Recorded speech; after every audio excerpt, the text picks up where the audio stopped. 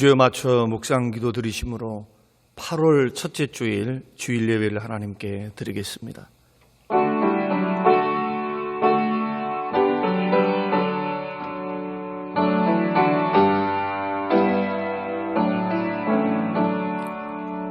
고맙고 감사하신 아버지 하나님, 오늘 거룩한 주일을 우리가 허락하시고 예배함으로 주께 영광 돌려드릴 수 있도록 우리를 인도해 주신 것을 고맙습니다.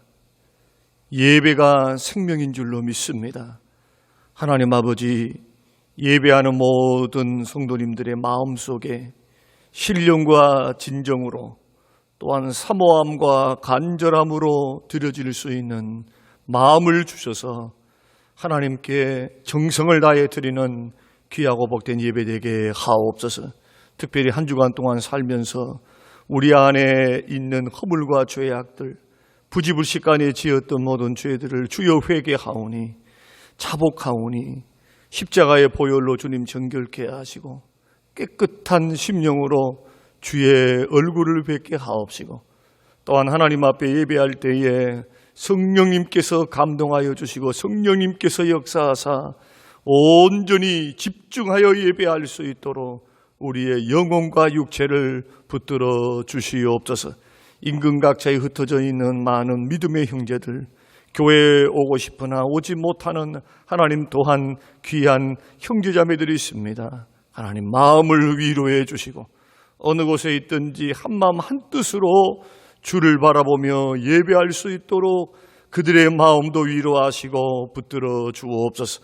생업을 붙들어 주시며 건강을 지켜주시고 또 생명과 재산을 지켜주사 이 어려운 시대에 주님 보존하여 주시고 잘 감당할 수 있도록 믿음도 허락하여 주옵소서. 모든 것 하나님께 감사드리며 예수님 이름으로 기도합니다. 아멘. 찬송가 288장 드리겠습니다.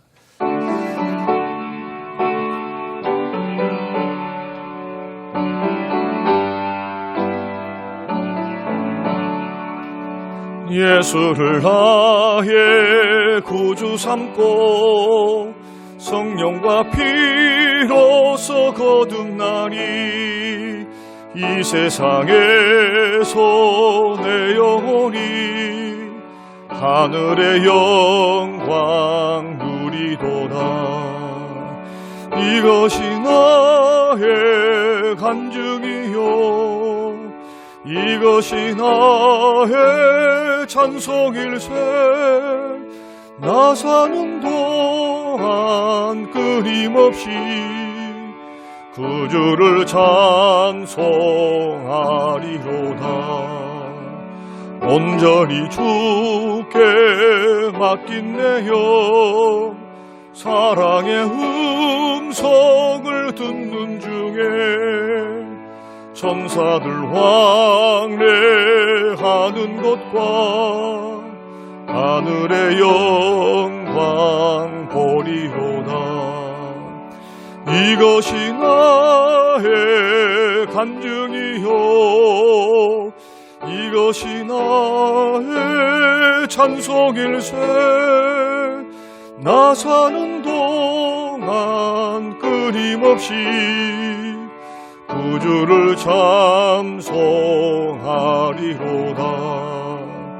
주 안에 기쁨 누림으로 마음의 풍랑이 잠잠하니 세상과 나는 간 곳 없고 그 속한 주만 보이도다. 이것이 나의 간증이요 이것이 나의 찬송일세. 나 사는 동안 끊임없이 구주를 찬송하리로다.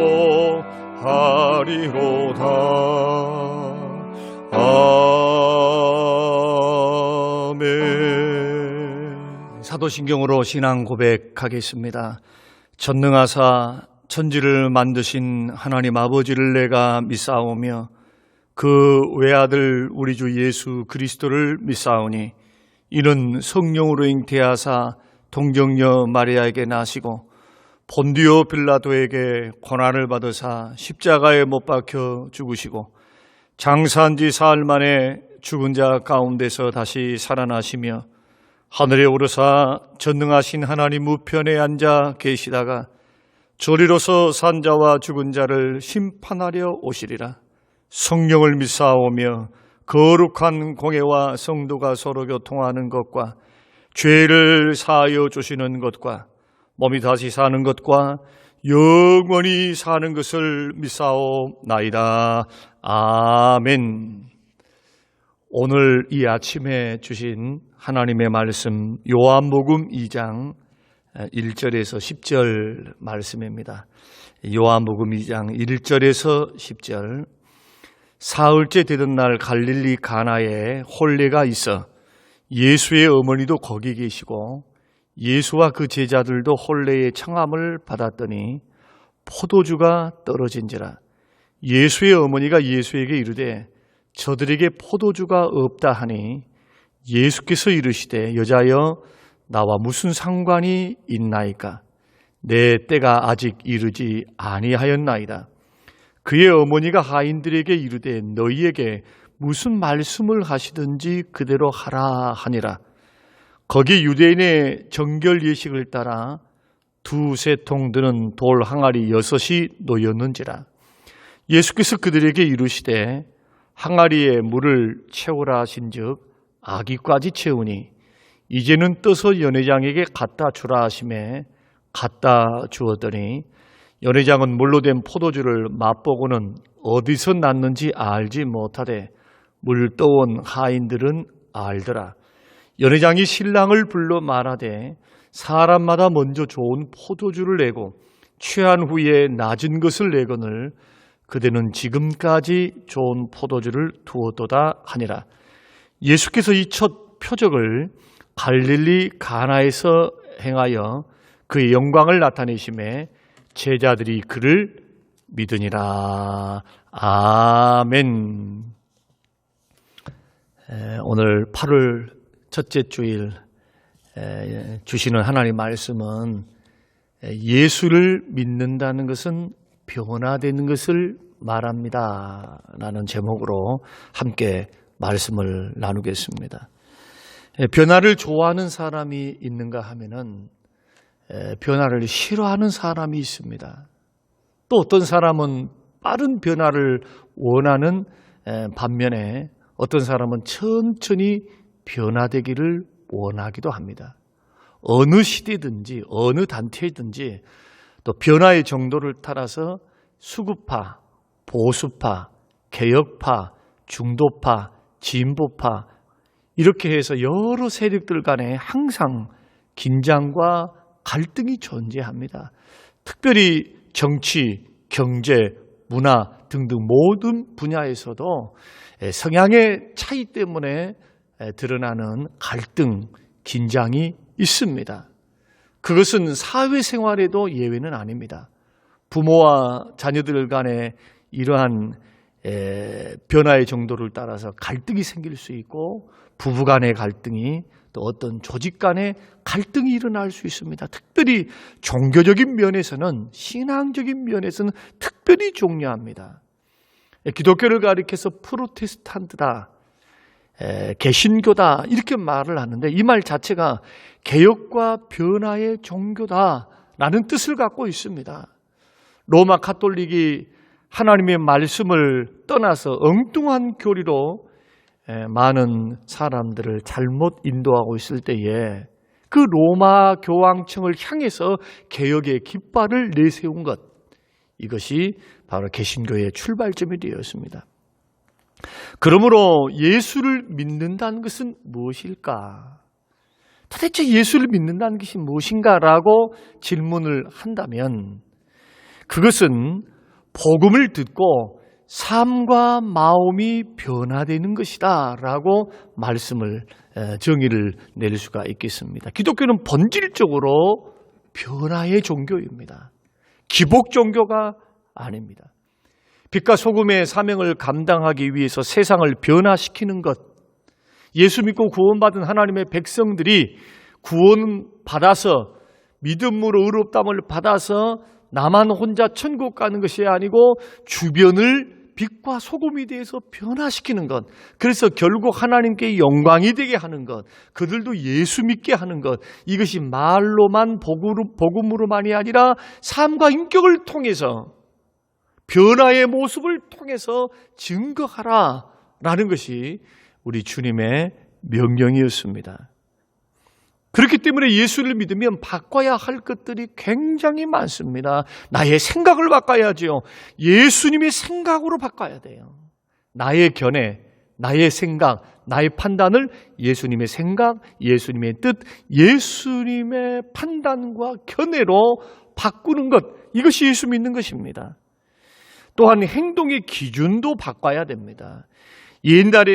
전에는 내 자신이 판단하고 생각했던 기준을 가지고 내가 마음에 좋은 대로, 생각이 좋은 대로 행동을 했다면, 이제는 예수 믿고 난 후에는 하나님이 기뻐하시는 행동으로 바꾸는 것, 이게 예수 믿는 겁니다. 그래서 너희는 먼저 그의 나라와 그의 일을 구하라.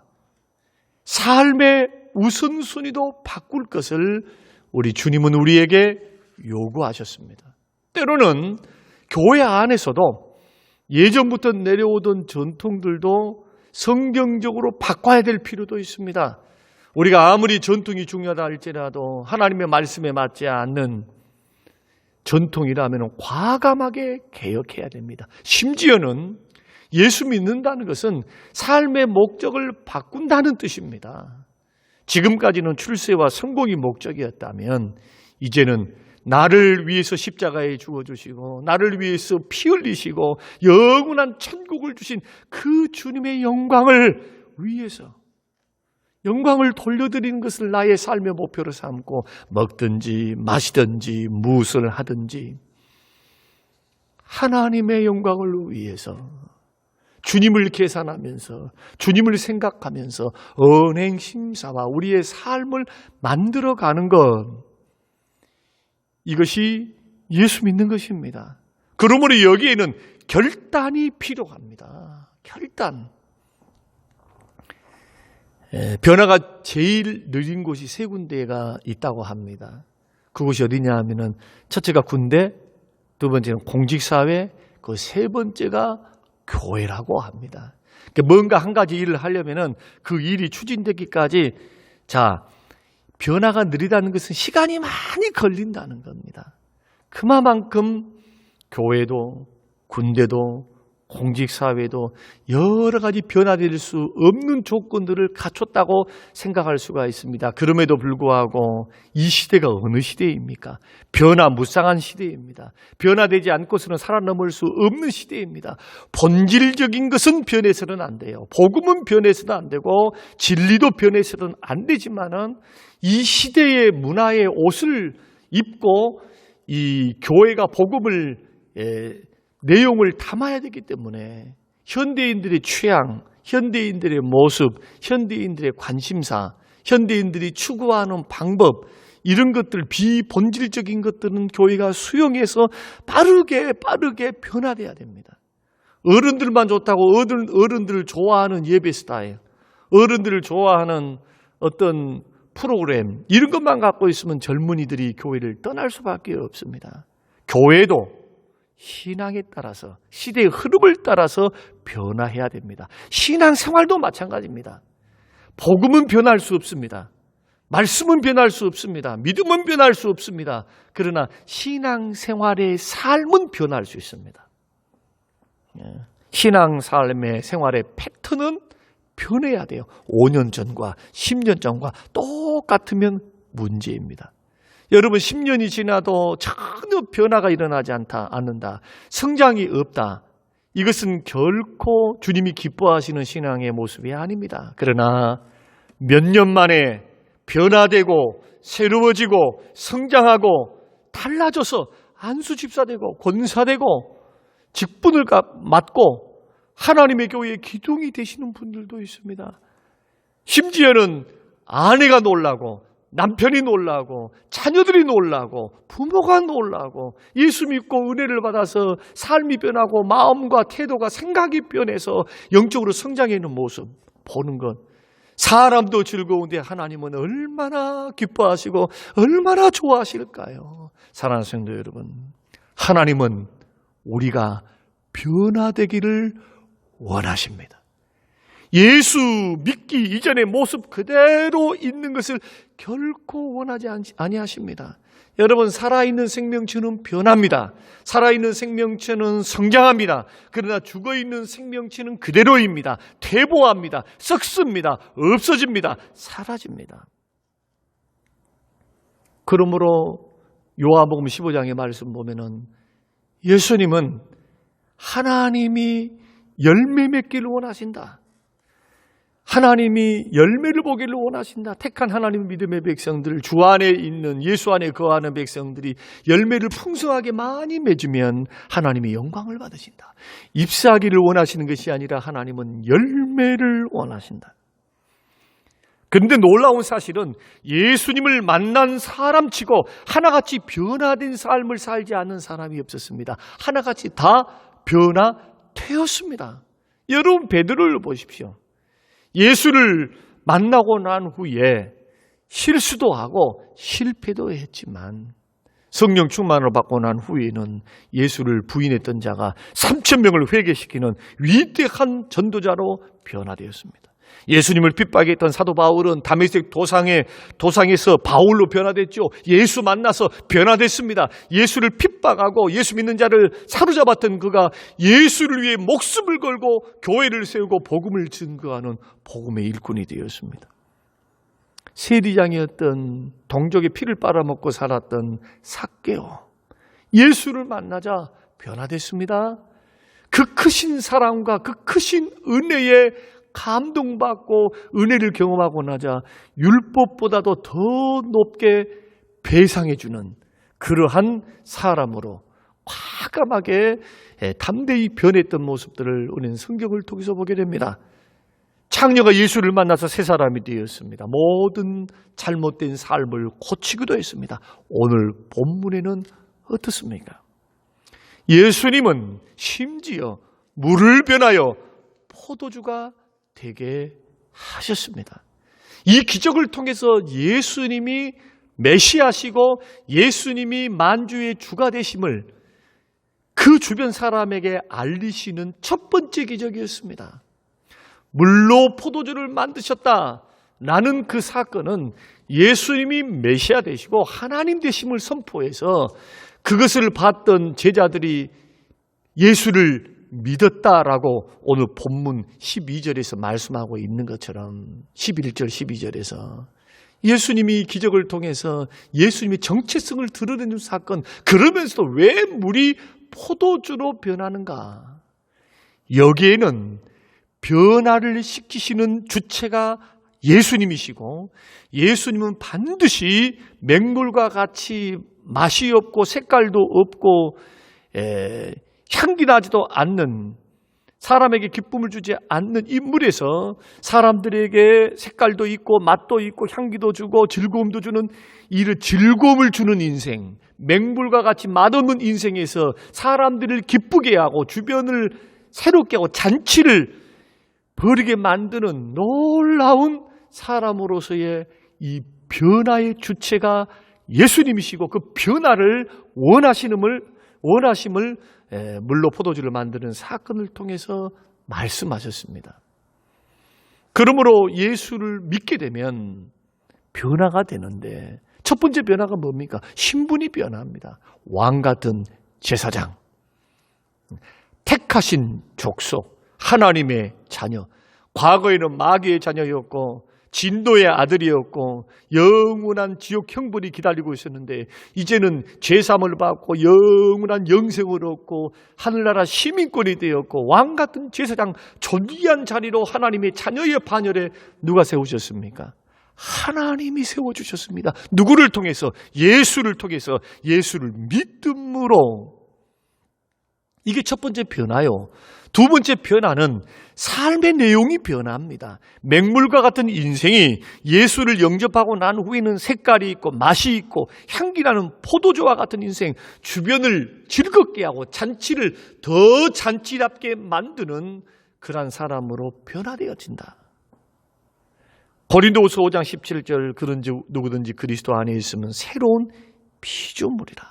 이전 것은 지나갔으니 보라 새 것이 되었도다. 할렐루야. 새 것이 되었다는 거예요. 우리 안에 아직도 죄성이 있고 우리 안에 아직도 이기심이 있고 우리 안에 아직도 죄된 욕망이 있다 할지라도 예수 그리스도를 믿음으로 우리의 근본이 달라졌어요. 하나님의 자녀로 새로운 피조물로 다시 태어났습니다. 거듭났습니다. 이 거듭난 인생이 삶의 내용도 예수님을 따라서 인생이 변화되는 것, 이것은 구원에 대한 책임 있는 믿음의 사람들의 반응이 돼야 될 줄로 믿습니다. 예수 믿기 전에는 돈이 최고고 쾌락을 위해서 살았고 높은 곳을 오르는 것, 인생 잘 먹고 잘 살다가 행복하게 살면 그만이지, 이것이 인생의 목적이었다면, 그러나 예수님을 내 구주로 영접하고 난 후에 거듭나면 가치관이 변하죠. 나그네와 같이 잠시 있다가 없어진 이 세상이 전부가 아니라는 것을 깨달았기 때문에 이제는 어디를 바라볼 줄 압니까? 하나님 나라가 있다는 것을 알게 된 후로부터는 그 나라를 위해서 살게 됩니다. 예수님도 마태복음 6장 33절에 너희는 먼저 그의 나라와 그 일을 구하라 이렇게 말씀하셨습니다. 삶의 우선순위도 바뀌게 된다는 겁니다. 이것은 책임 있는 우리의 응답이 돼야 됩니다. 예수 믿는다는 것은 입으로만의 고백이 아니라 삶의 내용도, 삶의 목적도, 삶의 생각도, 판단도 예수님화되어서 변화된다라는 것을 말하거든요. 그래서 구원받고 난 후에는 내 집안 걱정만 했던 내가 이제는 교회를 염려하고 걱정할 줄도 알고, 나 혼자 잘 먹고 잘 살기를 위해서, 처자식을 위해서 살았던 내 인생이 한 영혼이라도 천국 보내기 위해서 전도할까를 고심하고, 돈을 모으는데 모든 인생을 걸었다면 이제는 어떻게 주를 위해서, 어떻게 주변을 위해서, 하나님의 영광을 위해서 물질을 사용할까, 이런 사람으로 변화됩니다. 사랑하는 성도 여러분, 구원받고 난 후에는, 구원받고 나오기 전에는 나를 알아주기 원하고 섬김받기를 원하고 나를 인정해 주기를 원하고 누군가가 나를 알아주기를 원하는 그런 인생을 살았다면, 구원받고 난 후에 믿음으로 의롭다함을 받고 믿음이 자라가면은 그때부터는 어떻게 하면 다른 형제들을 섬길까를 고민하게 됩니다. 이게 예수 믿는다는 것, 예수 믿고 성장했다는 것, 변화됐다는 것, 하나님의 자녀다움으로 자라간다는 의미가 되는 것입니다. 이것을 고민하게 되는 거예요. 오늘날 한국 기독교인을 향하여, 또 믿는 우리를 향한 세상 사람들의 요구와 또 믿는 사람들 안에서의 요구가 뭡니까? 종교적인 열심은 있습니다. 기도도 열심히 하고 말씀도 열심히 암송하고, 그리고 말씀도 너무너무 잘합니다. 많은 시간을 큐티하는 데 보냅니다. 그러나 정작 변화의 속도가 더딘 것 때문에, 변화되지 않는 삶의 인격의 문제 때문에 얼마나 많은 사람들이 실망하고 상처를 받고 얼마나 많은 사람들이 어려움을 당하고 있습니까? 사랑하는 성도 여러분, 예수 믿는다는 것은 입으로의 고백만이 아니라 삶을 전환시키고 삶을 바꾸는 것, 내용도 바꾸고 목적도 바꾸고 삶의 의미도 예수화되어서 말씀에 입각하여 인생을 바꾸는 것, 이것이 바로 예수 믿는다는 것이다. 그러므로 예수 믿는다는 것을 한마디로 정의를 시킨다면 변화되는 것, 거듭나 변화되는 것, 이것이 진정으로 예수 믿는 믿음의 사람들의 진정한 믿음의 의미다 하는 것입니다. 예수는 믿는데 변화는 없다. 그러면 두 가지를 의심해야 됩니다. 하나는 그 사람은 구원받지 못한 사람입니다. 구원의 증거가 없어요. 구원의 열매가 없는 겁니다. 그런데 예수는 분명히 믿었습니다. 10년이고 20년이고 확실합니다. 변화는 있습니다. 그러나 괄목할 만한 성장과 변화가 보이지 않는 것은 아직도 나는 육신적인 그리스도인이다. 예수님이 나의 삶의 전 영역에서 다스리시고 통치하시는 그 주인이 되지 않고 내가 나의 삶의 주인이 되어 있는 육신적인 그리스도인이다라고 하는 반증이 되는 겁니다. 사랑하는 성도 여러분, 저와 여러분은 예수 믿고 변화되어서 특별히 신령한 사람, 예수님의 삶과 인격을 닮아가서 점점점 인격도 삶도 삶의 내용도 목적도 생각도 전적으로 변화되어지는 하나님의 사람, 그리스도 예수의 사람들로 계속 변화되고 성장하게 되시기를 주님의 이름으로 축원합니다. 그렇다면 변화는 어떻게 일어납니까? 오늘 본문 말씀을 보면은 한 가지로 우리는 설명드릴 수가 있습니다. 어떻게 물이 포도주로 변화되었습니까? 우리 주님은 어떻게 할 때 물이 포도주로 변하게 기적을 베푸셨습니까? 그 변화는 말씀에 순종할 때 일어납니다. 여러분, 물이 변하여 포도주가 될 때 마리아가 하인들에게 일렀던 말은 예수님께서 무슨 말씀을 하시든지 그대로 하라는 겁니다. 이것이 요한복음 2장 5절의 말씀입니다. 중요한 것은 뭐냐? 말씀을, 무슨 말씀을, 어떤 말씀을, 그게 상식에 부합하든지 부합하지 않든지 내 기대에 맞는지 안 맞는지, 또한 내 판단에 맞든지 안 맞든지, 내 상황과 환경에 맞든지 안 맞든지, 주님이 무엇을 말씀을 하시든지 내 형편과 처지와 판단 이건 내려놓고 그대로 하라. 주님이 말씀을 일러주신 그대로 하라. 이것이 순종입니다.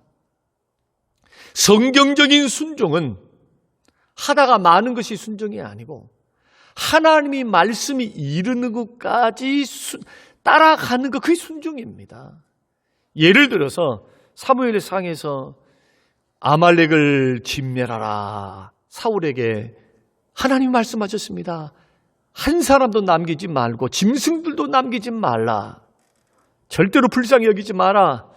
그들은 죄악에 관영하고 하나님의 백성들을 무시하고 핍박하고 잔멸하기 위해서 대적하는 대적자들이니까 여호와 나인 여호와가 너를 통해, 사울 너를 통해서 그들을 징계하리라. 근데 사울이 어떻게 했습니까? 사울이 자기가 원하는 것, 자기가 생각하는 방식으로 순종을 했습니다.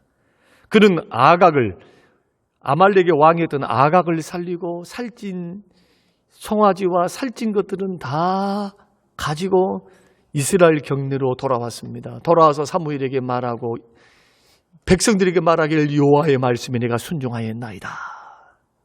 그런데 사무엘은 슬퍼했습니다. 왕이시여, 이 울음소리가 무엇입니까? 짐승의 소리는 무엇입니까? 아니, 다 진멸해서 말씀대로 다 진멸하려고 했는데 백성들이 차라리 이 살찐 것 좋은 것을 가지고 다 하나님 앞에 예배드리십시다. 얼마나 목적이 선합니까? 얼마나 내용이 좋습니까? 이것을 가지고 하나님 앞에 예배드리자는 거예요. 그때 사무엘이 하는 말이 무엇입니까? 하나님이 순종보다도 제사를 원하시고 제사보다도 순종이 낫습니다. 예배도 중요하지만은 더 중요한 것은 말씀에 순종하는 제사여야 된다는 것. 하나님의 말씀에 순종해야 된다는 것. 사랑하는 성도 여러분, 순종, 하나님이 기뻐하시는 순종은 말씀에 이르는 순종, 하나님의 말씀하신 그곳까지 따라가는 것이, 그것이 올바른 순종입니다. 그래서 요한복음 2장 7절에서 항아리에 물을 채우라 하니까 항아리에 물을 채웠습니다. 그리고 2장 8절 이제는 떠서 연회장에게 갖다 주라 하니까 엉뚱한 명령이죠. 도무지 이해할 수 없는 예수님의 지시였지만 하인들은 뭐합니까? 시킨 대로 하라. 무슨 말씀을 하시든지 그대로 하라라고 하니까 하인들은 그저 순종하는 것밖에 없어요. 궁금하기도 하고, 이거 위세사지 않는가? 이것 하다가 망신당하지 않는가? 물을 뜨다가 분명히 물을 채웠는데 포도주 그릇에다가 항아리에다가 이것을 다시 떠서 연회장에게 갖다 줘라. 여러분 생각해 보십시오. 이 하인들이 꿈에라도 물이 포도주로 변할 것을 기대를 했겠습니까? 예수님의 첫 번째 기적인데, 그 이전에는 기적을 행하신 적이 없는데, 가나에서 첫 번째 기적입니다. 근데 이 하인들이 잘했던 것은 뭐냐 하면은 이유도 묻지 않고 상황도 보지 않고 오로지 주의 말씀만 귀를 기울이고 말씀만 바라보고 그대로 순종했다는 겁니다. 사랑하는 성도 여러분, 믿음의 길을 걸어갈 때 믿음은, 신앙생활은 순종이냐 불순종이냐, 믿느냐 믿지 않느냐, 두 사이에서의 결단이지, 믿는 것 같기도 하고 안 믿는 것 같기도 하고 순종하는 것 같기도 하고 불순종하는 것 같기도 하는 중간지대는 없습니다. 순종인가 불순종인가, 믿느냐 믿지 않느냐, 머뭇거리는 것은 믿지 아니하는 것만큼도 유익이 되지를 않습니다. 여러분 진지하게 예수를 믿기 원하고 생명의 길 걸어가기 원하고 순종해서 축복받고 순종해서 변화되기를 진정으로 원한다면 주의 말씀을 붙들고 싸우셔야 돼요. 죄성과 싸워야 되고 불신앙과 싸워야 되고 불순종과 싸우셔야 돼요. 하나님의 말씀을 크게 듣고 그 하나님의 말씀을 소중히 여기고 하나님을 귀중히 여긴다면 여러분 어떻게 불순종합니까? 어떻게 하나님 말씀을 거역하면 내 길을 걸어갈 수 있겠습니까? 설령 우리들이 약해서 부족해서 넘어질 수는 있어요. 그래서 회개하고 돌아올 수는 있어요. 그러나 진정으로 하나님의 전능하심을 믿고 그 하나님을 하나님으로 인정한 하나님의 사람에게는 실수해서 실패해서 연약해서 넘어져서 회개하고 돌아올 수는 있지만은 대놓고 불순종하면서 걸어갈 수는 없다. 이것은 믿음 없음을 반증하는 것이기 때문에, 믿음과 순종은 하나입니다. 믿기 때문에 순종하는 겁니다. 우리 안에는 아직 약함이 있습니다. 부족함이 있습니다. 100% 우리는 순종의 길을 걸어가기 어려운 한계가 있습니다. 그럼에도 불구하고 순종하지 않으면 축복도 없고 순종하지 않으면 변화도 없습니다. 전 세계에서 가장 좋은 명마, 이름 있는 명마 하면은 어디 산을 말하느냐 하면은 아라비아 산을 말합니다. 아라비아 말은, 이 종마는 한 마리 가격이 20억 내지는 30억 간다고 합니다. 일반인으로서는 엄두 내지 못할 그런 비싼 가격이죠. 그런데 이 아라비아 명마가 만들어지는 과정을 보면은 그렇게 비싼 이유를 알 수가 있습니다. 이런 일화가 있습니다. 한 부자 상인이 세계에서 가장 좋은 말, 이 아라비아 산 말을 100마리를 샀습니다. 그리고는 이 100마리를 사다가 훈련을 막 시켜요. 훈련을 1년이고 2년이고 막 시키는데 마지막 단계에서는 일주일 동안 물도 안 주고 밥도 안 주고 굶긴답니다. 그러니 말들이 난리가 나겠죠. 배고프고 목이 마르고 그러거든요. 그럼 일주일이 지나고 난 후에 우리 안에 갇혀있던 문을 싹 슬며시 열어놓습니다. 그러면 이 말들이 쏜살같이 달려가서 어디로 가느냐? 시냇가로 가는 거예요. 목이 마르니까. 배고픔보다 더 급한 것이 목마름이거든요. 바로 그때에 주인이 평상시에 훈련했던 것처럼 호각을 휙 하고 붑니다. 그러면 대다수의 말들은 본능을 이기지 못하고 막 쏜살같이 이 시냇가로 달려가지만 그 중에 몇 마리, 4마리, 5마리, 그런 말들은 그 자리에 서더니 주인의 신호를 따라서 주인 앞으로 달려옵니다. 배고프고 목마른 상황에서 그 모든 것을 견디고 내 뜻 버리고 내 환경, 내 상황, 이 모든 것들을 내려놓고 주인 말을 듣는 거예요. 이때 주인은 어떻게 하느냐 하면은 96마리의 말들은 이미 싹이 안 좋으니까 처분을 해버리고 이 4마리 말 가지고 키워서 계속해서 종자를 퍼뜨립니다. 우량종을 개량을 하는 거예요. 이런 훈련을 통해서 개량된 말, 이 말이 아라비아 말이라고 합니다. 좋은 말은 어떤 말이다? 잘 달리는 말, 아니면 뜀박질 잘하는 말, 일 잘하는 말이 아니라 순종 잘하는 말. 아무리 잘 달리고 아무리 건강하고 아무리 똑똑해도 주인 말을 듣지 않으면 명바가 될 수가 없습니다. 마찬가지입니다.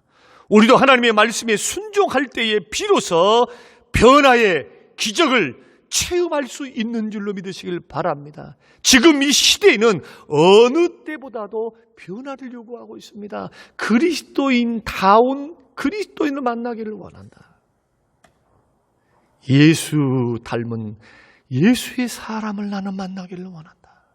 목사다운 목사를 만나기 원한다. 장로다운 장로님을 만나기를 원한다. 여러분, 이것이 교회 안에서 교회 밖에서 요구하는 목소리 아닙니까? 외침 아닙니까? 사랑하는 성도 여러분, 창세기를 보십시오. 야곱이 어떻게 변화됐습니까? 성공을 위해서 그는 수단과 방법을 가리지 않은 사람이었습니다. 아버지를 속이고 에서인 형을 속였고, 또 자기 외삼촌 라반 집에 가서는 외삼촌을 속이고 조카들도 속이고, 결국 하나님의 은혜로 거부가 돼서 돌아왔습니다. 고향 땅에 돌아왔는데 그냥 돌아올 수가 없잖아요. 형 에서가 두렵습니다. 그래서 그렇게 소중히 여겼던 그 재산들을 둘로 셋로 나눠가지고 에서에게 보냅니다. 이거 쉬운 게 아니에요. 그리고는 홀로 자기는 약복강가에 남아서 그 밤에 천사와 밤이 맞도록 씨름합니다. 그리고는 창세기 32장 28절 말씀 보니까 내 이름을 다시는 야곱이라 부를 것이 아니요 이스라엘이라 부를 것이니 이는 내가 하나님과 사람으로 더불어 겨루어 이겼다. 약복 강가에서 변화가 시작됩니다. 그 인생에 있어서, 그 긴 인생에 있어서 변화의 출발점, 완벽한 변화는 아니지만 변화의 심경의 변화가 언제 옵니까? 고난을 통해서, 또 하나님과의 씨름을 통해서 그는 마음의 변화를 받습니다. 그가 행했던 것이 뭡니까? 형과의 관계의 회복을 위해서 물질을 포기해요. 그렇게 물질을 원하고 물질을 얻기를 위해 평생을 살아왔던 사람이 절반을 뚝 띄어서 형에게 예물로 드려요. 그리고는 그 약복 강가에서 밤이 맞도록 환도뼈가 부러지면서 하나님을 향하여 복을 주세요, 복을 주세요. 거기에서 살기 위해서 몸부림치고 복받기 위해서 몸부림치고, 하나님 아니면 살 수 없습니다. 하나님의 은혜로만 살기 원합니다. 하나님의 은혜를 덧입기를 원합니다. 간절히 구했던 그 기도하고 일어나는 그 자리, 하나님과 씨름하는 그 자리를 딱 끝내고 나니까 사람이 변화되어 있는 거예요. 그리고 변화된 모습으로 에서를 만나니까 에서의 마음이 400명의 군사를 이끌고 왔죠.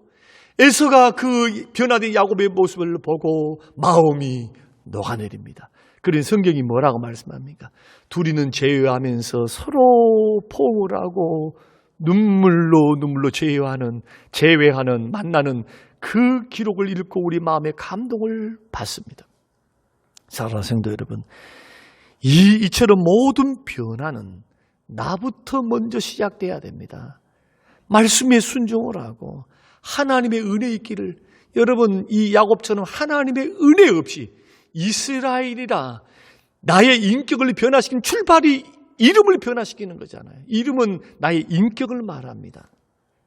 하나님으로부터 오는 그 은혜를 통해서 내가 변화될 때, 여러분 나를 비롯해서 주변이 변하고 내 가정이 변하고 내 남편과 아내가 변하고 자녀들이 변하고 교회와 공동체가 변화될 줄로 믿습니다. 참으로 어리석은 사람들 어떤 사람이냐? 자기는 안 변하고 남이 변하기를 바라는 사람들입니다. 문제는 남이 아니라 내가 문제입니다. 예수님도 형제의 눈 속에 있는 티를 빼기 전에 너의 눈에 들보를 빼라. 성경은 그렇게 말씀하고 있습니다. 마지막으로 변하지 않는 것이 있습니다. 그것은 하나님은 변하지 아니하십니다. 하나님의 말씀도 변하지 아니하십니다. 우리를 향한 하나님의 사랑도 변함이 없습니다. 내일이나 오늘이나 변함없는 하나님, 변함없는 사랑, 변함없는 말씀, 예수 믿고 구원 얻는 구원의 방법도 변하지 않습니다.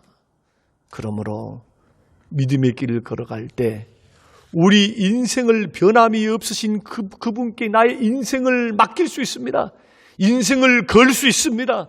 그분은 우리를 살리시고 우리를 사랑하시고 싫어서 버리지 아니하시고 그분의 약속은 신실하시고 거짓말하지 아니하시고 반드시 순종하는 자에게 축복으로 갚으시는 그 주님의 말씀.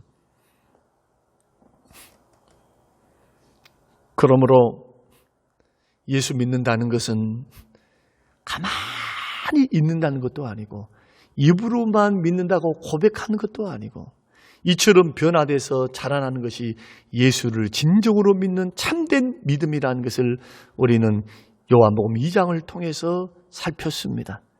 중국 속담에 중국 경언에 이런 말이 있습니다. 강산은 변한다. 그러나 인간은 변하지 않는다. 이 말은 사람은 본래 변화를 싫어한다는 겁니다. 현재 이 모습 그대로 익숙한 그대로 살려고 합니다. 그러나 그리스도 예수 안에 있는 사람들은 날마다 변해야 됩니다. 왜냐하면 변화는 주님의 명령이기 때문입니다. 에베소서 4장 22절과 24절 너희는 유혹의 욕심을 따라 썩어져가는 구습을 따르는 옛사람을 벗어버리고 오직 너희의 심령이 새롭게 되어 하나님을 따라 의와 진리의 거룩함으로 지으심을 받은 새 사람을 입으라. 사랑하는 성도 여러분, 예수를 믿는다는 것은 변화된 삶을 산다는 것입니다. 목적도 변합니다. 내용도 변합니다. 우선순위도 변합니다.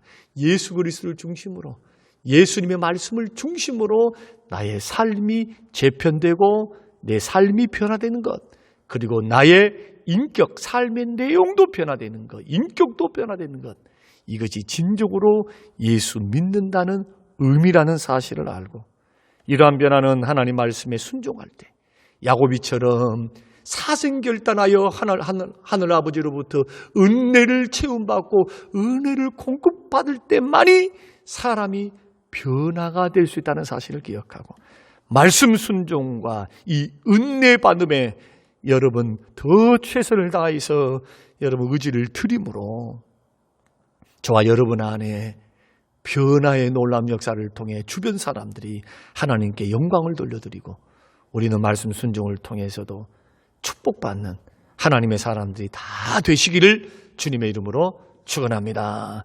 고마우신 하나님 아버지, 귀한 말씀을 통하여 예수 믿는다는 것은 내 전 인격이 변화되는 것, 성숙해 가는 과정까지 포함되는 것을 말씀해 주신 것 감사합니다. 입으로만 예수 믿습니다, 예수 영접했습니다가 아니고 성화되어져 가고 열매 맺어 가고 거룩해져 가고 예수님 닮아가는 과정까지도 구원의 범주 안에 있음을 깨닫고 물이 포도주로 변한 것처럼 말씀 순종을 통해서 주여 변화되게 하시고 약복 강가의 야고비처럼 은혜 받고 변화가 되어지고 새롭게 출발했던 것처럼 늘 우리 안에 주님의 은혜로 공급하여 주시고 채워주심으로 날마다 아침마다 영혼이 새로워지고 변화되어지는 변화의 사람, 성장해가는 주의 사람으로 변화될 수 있도록 축복하여 주옵소서. 감사드리며 예수님 이름으로 기도합니다. 아멘. 헌금 찬송 292장 드리겠습니다.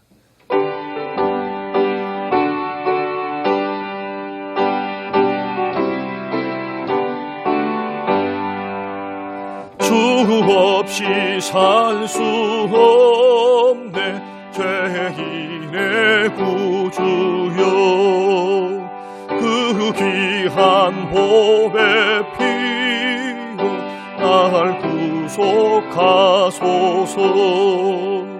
구주의 사랑으로 흘리신 보혈이 내 소망 나의 위로 내 영광 됩니다.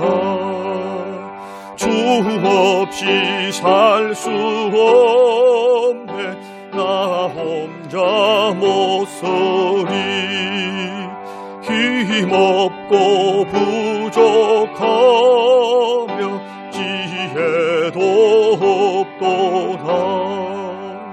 내 주는 나의 생명 또 나의 힘이라.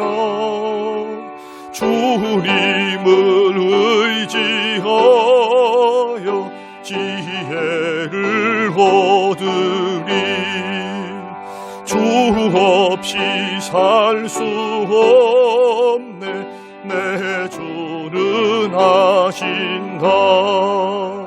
내 영의 깊은 간구 마음의 소원은 주밖에 나의 마음 네 알아주리요. 내 마음 위로하사 병케 하시래.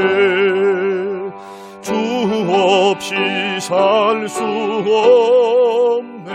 세월이 흐르고 이 깊은 고독 속에 내 생명 끝나도 사나운 풍랑일 때 날 지켜주시리. 내 곁에 계신 주니 늘 힘이 됩니다.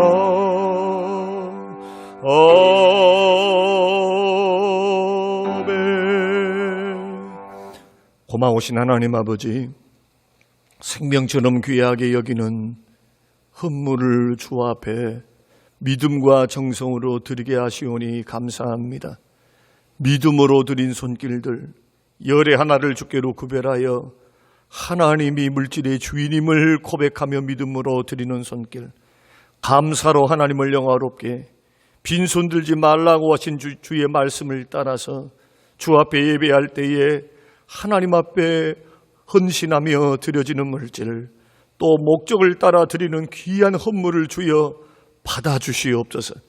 드려지는 귀한 헌물들 위에 하나님 아버지 드리고 베풀고 섬기며 나누며 살 수 있도록 채워주셔서 30배, 60배, 100배로 믿음대로 열매 맺게 하여 주셔서 하나님의 영광을 위하여 또 삶을 살 때 부족함이 없도록 채워주시옵소서. 쓰여질 때에 많은 영혼들을 살리게 하시고 또 하나님의 교회가 든든히 세워져가는 귀한 오병이어의 축복이 되도록 하나님이 이 헌물을 위해 기름 부으시고 복을 내리워 주시옵소서. 감사드리며 예수님 이름으로 기도합니다. 아멘. 광고 말씀드리겠습니다. 코로나 사회적 거리두기 2단계가 아마 이번 주까지 그렇게 시행이 된다고 발표를 했습니다. 다음 주부터는 사회적 거리두기 1단계로 아마 격화되지 않겠나 또 그렇게 미루어 판단해 봅니다. 또한 다른 우리 광주시에서 2단계로 계속 유지한다는 말씀이 없으면 1단계로 드리면 우리가 본당 중3층에서도 1층에서도 2층에서도 다 드릴 수 있게 됩니다. 특별히 코로나가 잠잠해진 그러한 시점에 있습니다. 모두가 함께 참석해서 함께 예배드리는 그날이 빨리 오기를 간절히 기도하고 있습니다. 그동안까지 그 시간까지 또 건강하시고 또 평안하시면서 여름 휴가를 또 지혜롭게 은혜롭게 잘 보내시는 그러한 한 주간이 꼭 되시길 바랍니다. 교회에서는 한마음 한뜻 작정기도 계속하고 있습니다. 개인적으로도 같이 동참해 주시길 바라고요. 그리고 주변에 있는 우리 믿음의 형제들에게 꼭 전화 함께 나누셔서 함께 안부 물어주시고 또 사랑의 정을 나누어 주시는 귀한 시간이 꼭 되시기를 바랍니다. 폐회 찬송 1장 들으시고 난 후에 축도로 예배를 마치겠습니다.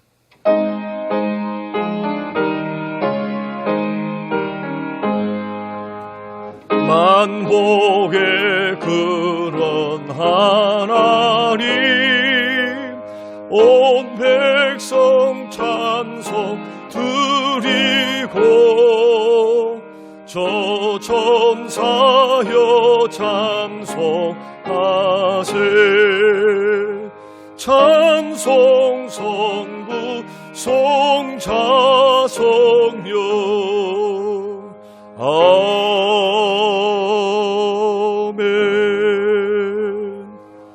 지금은 부활이요 생명 되신 우리 주 예수 그리스도의 은혜와 아버지 하나님의 살아계심과 성령님의 충만 교통 위로하심이 오늘 예배를 드리는 모든 성도님들의 가정과 머리 위에, 직장과 사업 위에 넘치시기를 지금으로부터 영원까지 이루시기를 축원하옵나이다.